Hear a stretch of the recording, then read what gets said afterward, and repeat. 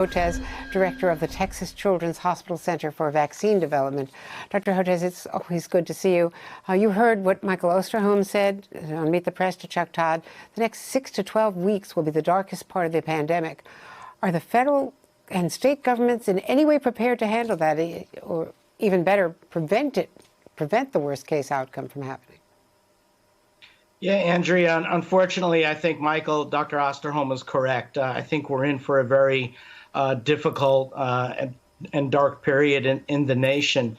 Look, the numbers are already going up to 70,000 new cases a day, and with no obvious end in sight. And if you look at some of the projections from the Institute for Health Metrics and Evaluation at the University of Washington that's been with us this whole year, we're looking at a doubling of the number of deaths by the week after the inauguration. So this could be one of the darkest times in our epidemic. There is good news. I do believe we'll have vaccines available by the middle of next year. We're also developing a COVID-19 vaccine, so things will get better, but we're going to have to figure out a way to navigate this very difficult time. You know, the other thing, Andrea, that we haven't really talked about is, depending on how the election goes, this could be a lame duck executive branch of the federal government at the worst time in the epidemic. And I don't know how that works.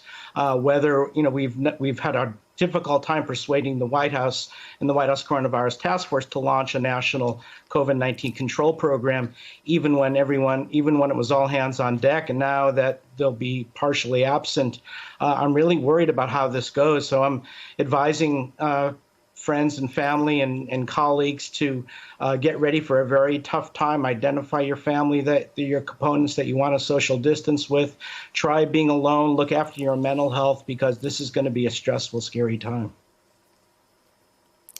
That's really, really scary, Dr. Osterholm, and you partly in agreement about what the danger lying ahead is. And just today, the president calling Dr. Fauci a disaster. Here you need to have public confidence in vaccines to get any kind of helpful response from the public. And his credibility, Dr. Fauci's, is critical to getting people to buy into the vaccine once it does roll out.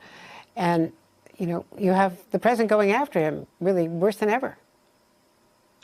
Yeah, it's beyond strange. And if you remember, I think over the weekend, the president mocked Vice President Biden for, quote, listening to the scientists, as though that were something nefarious or something that shouldn't be done. So that also gives me a worry. And then you have Scott Atlas, the president's science advisor, putting out tweets trying to discredit masks that had to be taken down by Twitter. This is part of a much larger anti-science disinformation campaign that really revved up over the summer and has literally been deadly. I think it's a major reason why people have been defiant about wearing masks and refusing to social distance. And I think it's led to many deaths in the United States. I think we probably can actually come up with a number at some point.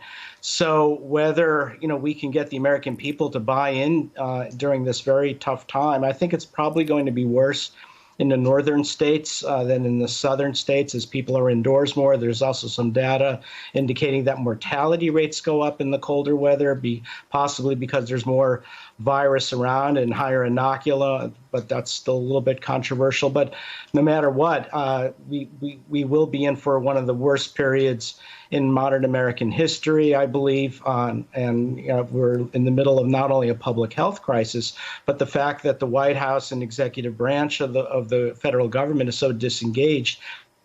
They've managed to turn this not only into a public health crisis, but a homeland security crisis, as people feel that no one's looking after them. So it means the governors are going to have to step up. It means that people are also going to have to take a lot of personal responsibility, and it's going to be a rough period. The only good news I can offer is that by the middle of next year, we will get past this, and we'll be in a much better position a year from now than we are now.